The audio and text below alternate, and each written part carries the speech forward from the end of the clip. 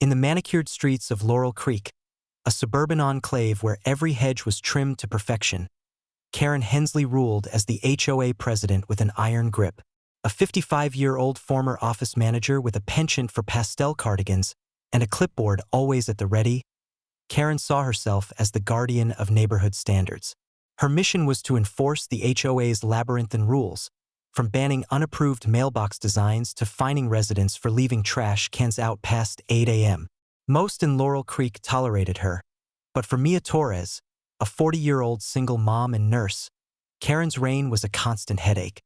Mia lived in a modest two-story home at the end of a cul-de-sac, her pride being a small vegetable garden that Karen had once cited as non-compliant for its wooden trellis.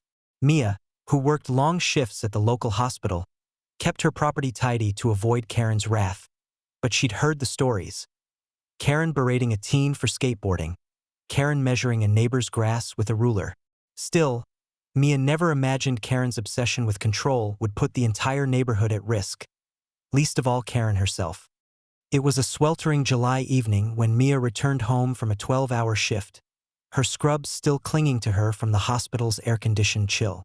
As she pulled into her driveway, she noticed an acrid smell, like burning plastic, and a faint haze drifting from the direction of Karen's house, 2 doors down. Karen's colonial-style home, with its pristine shutters and HOA-approved beige paint, looked quiet, but Mia's nurse instincts kicked in. She grabbed her phone and jogged over, spotting a thin plume of smoke rising from a basement window. No one was outside, and Karen's car was in the driveway.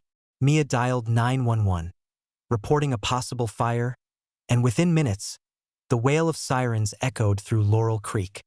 2 fire trucks and an ambulance screeched into the cul-de-sac, their lights painting the houses red and blue. Firefighters, led by Captain Ellis, a grizzled veteran, spilled out, hauling hoses and axes. Mia pointed to Karen's house, explaining the smoke. But before the crew could approach, Karen burst out her front door, her face a mask of indignation. "What is this nonsense?" she shouted, planting herself in the driveway, arms crossed. "You're not coming onto my property. This is an HOA violation. Unauthorized vehicles in a residential zone." Captain Ellis, unfazed, explained that they'd received a report of smoke and needed to check her house. Karen scoffed, waving her clipboard. "There's no fire here. This is harassment. I'll have your badges for this." Mia, standing nearby, tried to intervene. "Karen, I saw smoke from your basement window. Let them check." Karen rounded on her. "Mind your own business, Mia. You're just jealous of my curb appeal." The firefighters, trained for emergencies, not egos, tried to reason with her, but Karen was relentless, demanding permits and threatening to call the mayor. As the argument dragged on, the smoke thickened, now curling out of the basement window in dark, oily tendrils. A neighbor, Tom, shouted from his porch, "Karen, your house is on fire." Karen ignored him, still berating the firefighters. Captain Ellis, losing patience, radioed for police backup and warned Karen that obstructing an emergency response was a crime. She laughed, undeterred, until a loud pop echoed from her basement, followed by a flicker of orange light. The crowd gasped, and Mia's heart sank. Karen's stubbornness was about to cost her everything. Finally, a firefighter spotted flames through the window and yelled, "Confirmed fire. We're going in." They pushed past Karen, who screamed about lawsuits as they forced her door open. The basement was a furnace, flames licking up the walls, fueled by a faulty electrical panel that had sparked and ignited stored paint cans. The firefighters worked fast, dousing the blaze with foam and water, but the damage was severe. Charred walls, melted appliances, and a flooded basement. Karen, now pale and silent, stood on her lawn, clutching her clipboard as reality sank in. Her home, her pride, was a smoldering wreck. The police arrived, and after reviewing witness statements and Mia's 911 call, they cited Karen for obstructing an emergency response. The fire marshal's report confirmed the cause: an overloaded electrical panel, neglected despite a prior HOA notice to Karen about non-compliant wiring.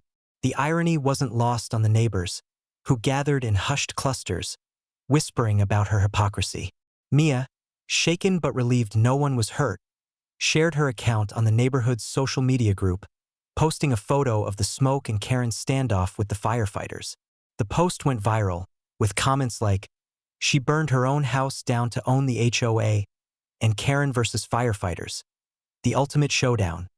At an emergency HOA meeting the next week, held in the community center, Mia presented the fire marshal's report and a timeline of Karen's actions. Neighbors piled on, sharing stories of her overreach. Finding a family for a kid's lemonade stand, demanding a veteran remove a flagpole. The board, fed up with her antics, voted 5-0 to remove her as president.